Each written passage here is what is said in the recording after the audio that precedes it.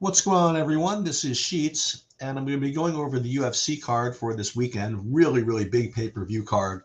A lot of bangers, a lot of really, really good fights. And I think it's going to be really, really good from a DFS perspective as well.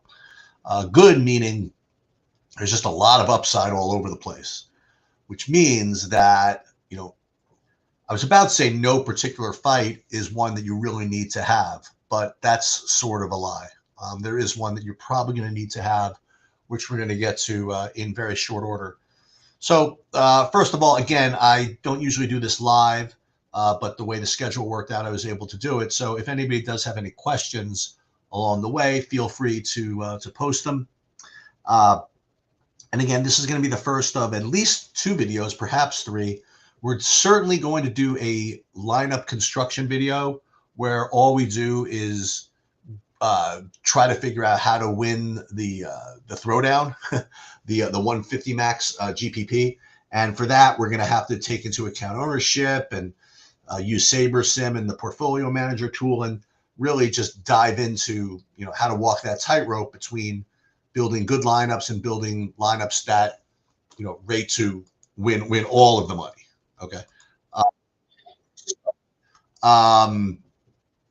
I guess what we're going to do is we're going to just get started, and we're going to go back and forth between the fight odds and the fight odds site and just the regular DraftKings site, so we can see the salaries and see everything else. So the first thing is there's already been a fight that's been removed. So we did have McVeigh, who was supposed to be fighting, I believe, Cedric Dumas. So now we're going to have Jackson McVeigh versus Christopher Ewart. And I have not done a full deep dive yet into that fight. But one thing we can look at is at least the money line, okay? Because sometimes when you have these replacement fighters, the money line the money line movement in the fighter that's already been priced usually is pretty revealing and turns that guy into a really, really good player, a really bad one, usually a good one. And now you have Jackson McVeigh, who is basically a pick'em, plus 105, minus 125. And actually, they got very lucky in that he is priced pretty much where he should be, okay, at 8,300. Maybe he should even be a little bit lower. And Ewart, they placed him at 8,300. And that is pretty much, I believe, where he should be. Okay. So maybe Jackson McVeigh is a little bit poorly priced, and Ewart's maybe a little bit probably more efficiently priced. I'm going to get more into this fight as the week goes on, and maybe I'll do an update on it. But for now, I think that you certainly have to respect it because it's a mid-range fight, and you can do a little bit of digging here. So, like, for example, you look at Jackson McVeigh. He does seem to have a 100% finish rate, pretty much, right? A TKO here, a submission here, TKO. So, and submission. So I imagine that he's going to have probably a pretty good inside the distance line relative to his price. And considering that he does have all these finishes and that he's only a pick'em pretty much, you'd have to believe that the other guy that you were has to have something here. So my instinct before these lines even come out, with respect to the inside the distance line, things like that, is that it's going to be a pretty good DFS fight. So I think that we're going to probably get a decent amount of that. Now, again, we don't know exactly the fight order yet, I think, but next one we have listed here is Jonta Denise versus Alvin Hines. And you have kind of heavyweights going after it here, and we'll just take a look at the inside the distance line. So we have Denise. He is inside the distance like minus 130, and he's one of a great number of fighters that have extremely strong inside the distance lines. And this is going to be kind of a theme throughout this card. And his price at 9,100 is really reasonable. Okay. I mean, for the last like 2 or 3 cards, it seems as though we haven't been able to find anybody with an inside the distance line of minus 110 or more likely, regardless of the $9,100 range. We couldn't even find in the $9,400, $9,500 range. So to find one in the $9,100 range is really, really strong. Let's take a look, if we can, at his round one prop. So it says Denise round one. If we have that yet. I mean, it's pretty good at somewhere between plus 140, plus 200. I mean, that's an extreme strong metric for someone at 9,100. So I don't know. I mean, again, we're going to come into some really, really strong favorites throughout the card, but this one certainly is one of them. Now, he does not have takedown upside, which is something that we would like to see. But aside from that, I mean, that first round metric is just extremely strong. So let's put him in as at least for starters, as a pretty strong play. I mean, how many fights do we have here? We do have 12 fights. Okay. Next one, we have Jacoby Smith versus Nico Price. And, I mean, this is extraordinarily, this is a really, really big favorite. And it's a really, really big price. So we're going to have to, again, we're going to have to see if his inside the distance line is going to be good enough. Let me just see this one thing here. 1 second. Okay, so that's should be good. Let me pull this over here. 1 second. All right.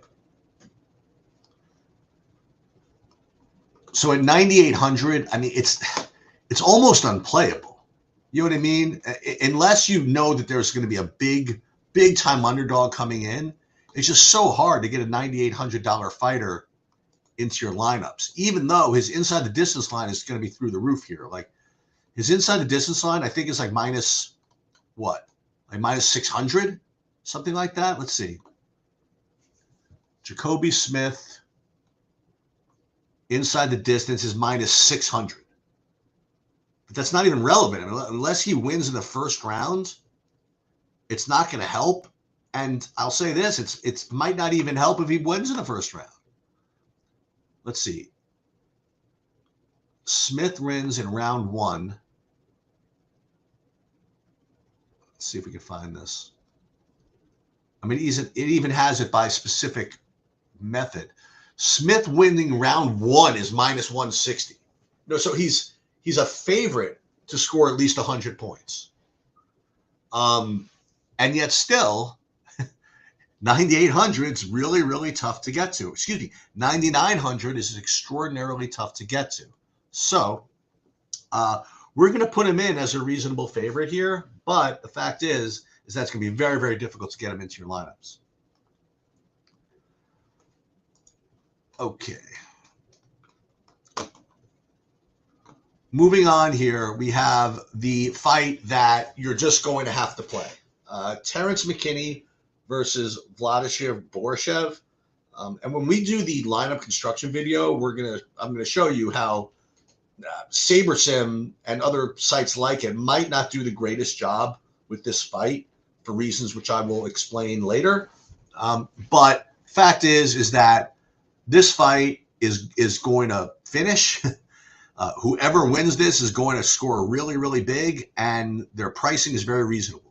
I mean, let's look at this. You have McKinney inside the distance at minus 130, and that is an inside the distance line that is usually reserved for someone 9,200. Okay, and the fact is that he's only 8,600. Not to mention the fact that he's got takedown upside to go along with it. It's just a completely elite play. And on the other hand, you have Borshev at 7,600, and his inside the distance line, take a look at this, is minus, 230? I mean, for his price, that's a really strong inside the distance line as well. So So both of these fighters rate to be in the optimal if they win. Okay. Not to mention that McKinney's probably going to be really popular. So if Borshev wins, you're going to be able to get leverage against the rest of the field. Okay.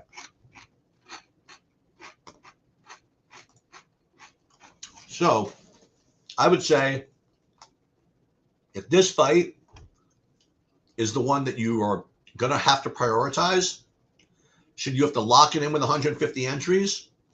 I don't know, but I could certainly make the case for that. All right, moving on. Tracy Cortez versus Viviane Araújo. I really don't see a world where this fight ends up on my bingo card. Okay. I mean, if anything, what is Tracy Cortez? She has some takedowns, I guess. She has some takedowns in control time. But I mean, there's just no scores that she has in her resume that are good enough at 8,900 in DFS. And that's like when things go well. And then on the other hand, you have Viviane Araújo, who, again, she doesn't score that well either. I guess she could get takedowns.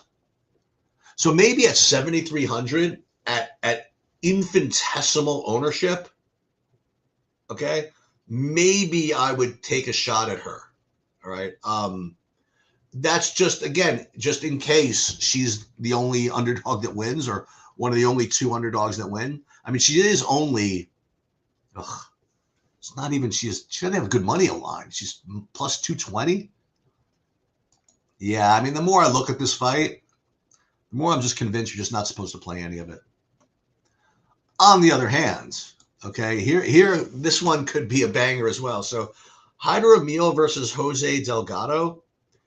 Delgado is minus 150 and Emil is plus 130 here. And the inside the distance line of both of these cats is just awesome. Okay. Emil Emil not as good as, wow, this is weird. I would think that Emil would have a better inside the distance line than Delgado, but apparently not. Delgado inside at plus 150, is that right? And his price, let's see, 8,500. I mean, that's really strong. Is this as good as McKinney? No, but this is really, really good. And then you have Emil, 7,700. He brings a really, really high pace. He brings action. If in fact he wins, he's gonna score, right? Will he win? Yeah, sure. You know how often he's going to win? About, let's see. He's going to win about 40% of the time. So I think this is another fight that you really want to target. And as you go through this, you'll see that the mid-range is really that place that you're going to want to live. That's why guys like, Jacoby Smith, even though they're very likely to win, you don't need him to build these high upside lineups because these mid-range guys are going to, when they win, are going to score probably just as well. Maybe not all the time, but certainly enough of the time that I would rather play Delgado's, Emil's, Borchev's, McKinney's than any of the top range. All right, Gregory Rodriguez versus Jack Hermanson, 8,800 versus 7,400. Look at the inside the distance line. The money line here, minus 220. At minus 220, I mean, that's pretty good pricing on Gregory Rodriguez at only 8,900 here. And you look at the inside the distance line, Rodriguez plus 150. Not quite as good.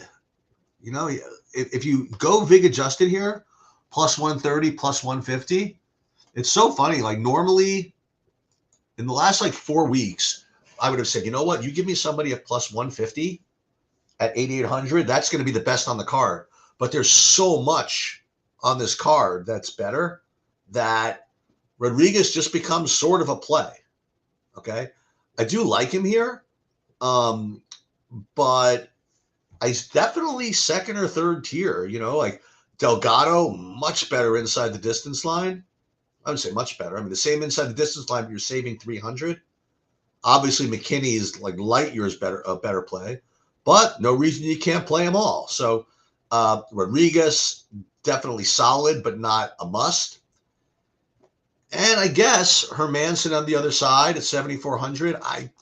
Boy, unfortunately, I just don't see the world where his wins are going to score. You know, I think if he beats Rodriguez, how is he actually going to beat him? I mean, I guess the same way he beat Joe Pyfer, just kind of surviving and then getting takedowns maybe later. But I don't know about this. I think this is a tough spot for Hermanson. And if he wins, I mean, I don't even know what these wins look like. Probably a gross decision win or something that the score's like 65 points. That's going to be my choice. So I think Hermanson is probably close to a full fade. And Rodriguez, because of his pricing, just kind of has to be played. Okay, banger number, I think this is only banger number 4, but it feels like banger number 30. I mean, Peyton Talbot versus Felipe Lima. So you have Peyton Talbot, who was cruising to basically a title shot eventually, and then he ran into his kryptonite. I mean, he ran into Jaime Varsalos, who at a huge underdog price made Talbot look silly by going for takedowns, and Talbot really had no answer. So what does that mean? Does that mean Talbot is just forever doomed to be taken down, or does that mean he's going to get better at it? I don't know, but he's certainly going to get tested in Felipe Lima. So first of all, the price. Felipe Lima is about a 190. And then as far as pricing goes, again, very reasonable pricing on both these guys. So let's take a look at the inside the distance lines. Lima inside. See, Lima inside is not great, but he's got some grappling upside. And as we saw last time with Talbot, he is prone to get taken down. So it's just going to be a question of whether Lima goes for that. I mean, you'd kind of have to be an idiot to not try, right? Because you had Talbot cruising and then all of a sudden just got abused on the ground. So Lima, considering he does have some takedowns in his arsenal, I mean, you'd like to think that he's going to go for these. And if he does and he gets them going, then he's going to be obviously in really good shape. But obviously, for me, I mean, the real play here is probably going to be on the other side of this. You have Peyton Talbot, who, again, he's just coming off a pretty ugly loss. And the hype train was stopped. But he still has a lot of power. He still has tremendous striking. And his inside the distance line is just as good as Lima's here. So at plus what? Big Justice plus 320, something like that. I mean, that's pretty strong, okay, for his price tag. So I am definitely going to consider both Lima and Talbot as very relevant. On the other hand, I think the Moicano Dariush fight, have this weird feeling it busts. Let's take a look at the metrics, though. I mean, both these guys can grapple, but Dariush is definitely better at it. These guys are both sort of old, so maybe they're not as quick as they used to be as well. But I will say this, Moicano looked pretty good against Islam for the first, at least half of the first round. And then it was really funny. Like, he was striking pretty well with him. And then I remember even the announcer was saying, you know what, I think Islam should go for a takedown here. And he did, and then it was kind of over. Let's take a look at some of these inside the distance line. You have, let's see, Dariush inside plus 300, no good. I mean, not really. Moicano inside plus 200. Maybe this is a good idea. Moicano's the favorite. I didn't even think Moicano was the favorite. I mean, now I see why people are taking Dariush here. Boy, oh boy. No respect, huh? Anyway, 8,400. Let's compare him to Rodriguez, for example. Maybe I'm hallucinating here. Maybe this is just maybe this is a great play. Now, see, here's the problem. You have Moicano, who's now minus 120. Okay, so his money line has crashed, making his price too high, which also, though, is going to make his ownership probably too low. All right, so we're going to have to figure this out because I think this is worth it. So you have Moicano again. He was plus 200 inside the distance. Compare him to, say, Rodriguez. What was Rodriguez again? Rodriguez was, plus 150. I guess not. I guess the combination of the money line and the inside the distance line not being that great makes it probably an underweight. And the only thing I would say, though, that I think Dariush is really going to take a lot of money here. I mean, you look at this; he's like almost a pick 'em, and you're getting 7,600 on him with takedown upside. I imagine that people are gonna go to him, and if that's the case, we're right back to Moicano as a bit of leverage. So again, this wasn't supposed to be about lineup construction or anything like that, but you'll remember I said this when we do the lineup construction video. I think that you're going to end up getting a decent amount of Moicano here. I think that the money line value on Dariush is going to draw people to him, and I think you're going to get a decent amount of leverage in a spot that I think Moicano's live. So, yeah, I definitely like him. Brandon Royval versus Joshua Van.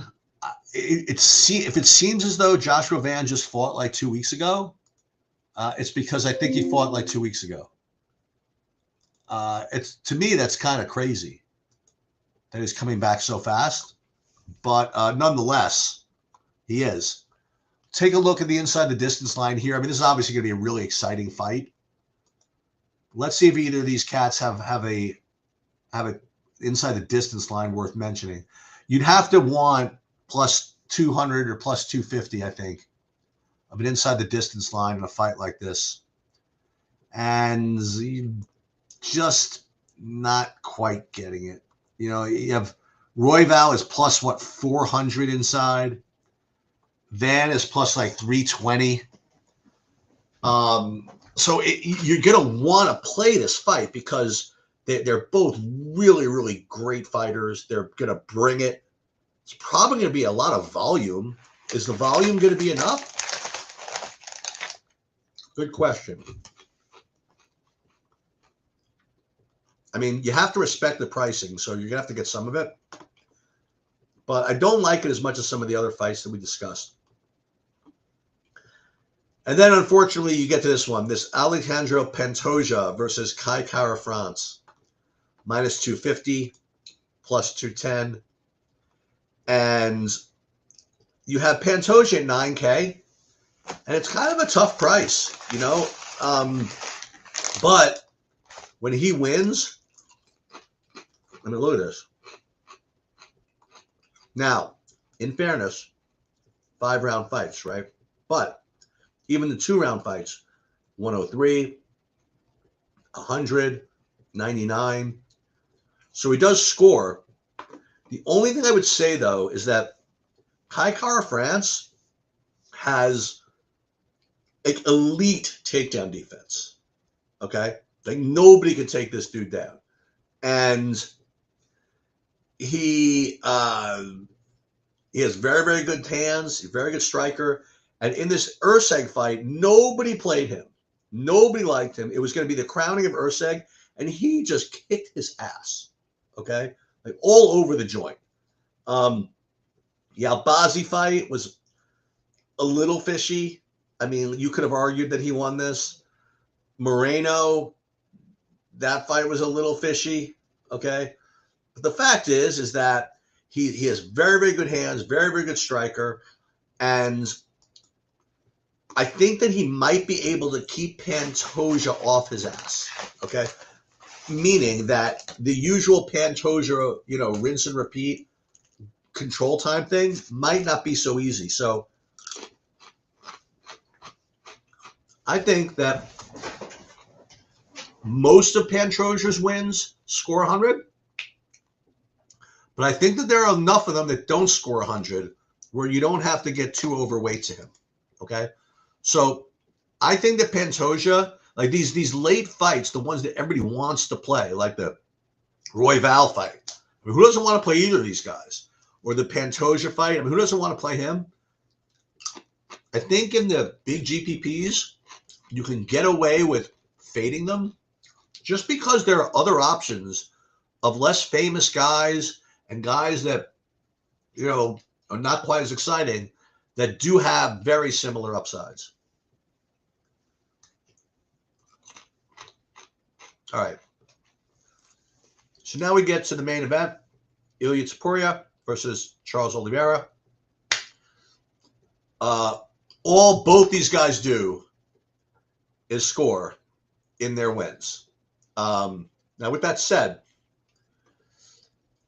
Topuria's scores in his wins, with the exception of the Emmett fight, are just okay. Okay? I mean, remember, his wins against Volkanovski, Holloway, they were like touted as like just elite, like, you know, stamp of approval, you know, career-changing elite wins. From DFS, they were under 100. Okay. The Emmett win, I mean, that was awesome. Okay, now that was awesome. I mean, and the reason why he scored a bunch in that is that Emmett was just a freaking, he was a bull. I mean, I could not believe he survived that fight. And Ilia just was all over him, like every single round.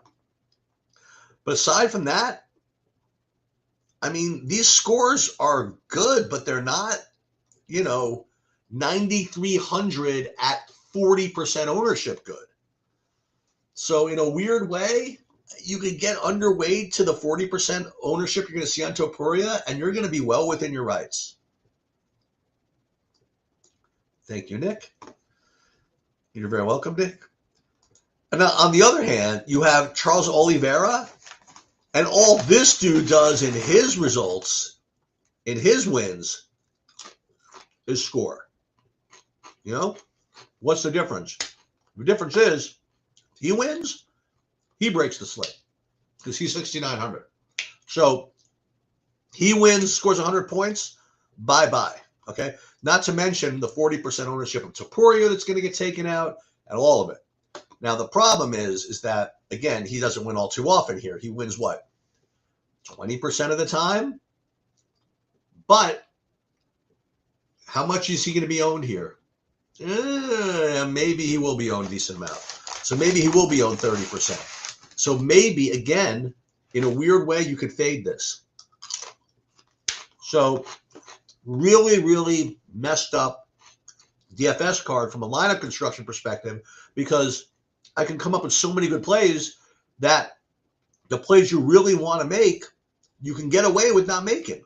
So in summary, I mean, let me just review these for a second. Like, Denise, very, very strong play, and he's going to be under-owned. You'll have McKinney, Borashev, you have to play this, all right? You do, and everybody else is going to also. But I think you can live in this mid-range here, like, and play the Emil Delgado fight, Rodriguez, the Lima Talbot fight, even the Moicano fight. And if you live with those as your core, you don't have to play like all Pantoja or all Topuria, you know, or all of this Roy Val Van fight. It's going to be a really, really good card to build 150. It really will. And even in 20 max, I don't think you need to play. Well, it's going to be hard and tough to fade the main event in 20 max.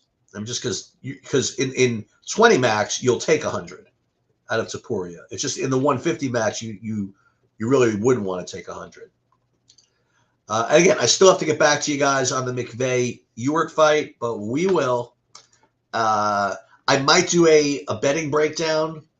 Not sure, but certainly going to do the lineup construction video, which is clearly my favorite video to do of the week. And that's pretty much all I have for you at this time. Good luck, everybody.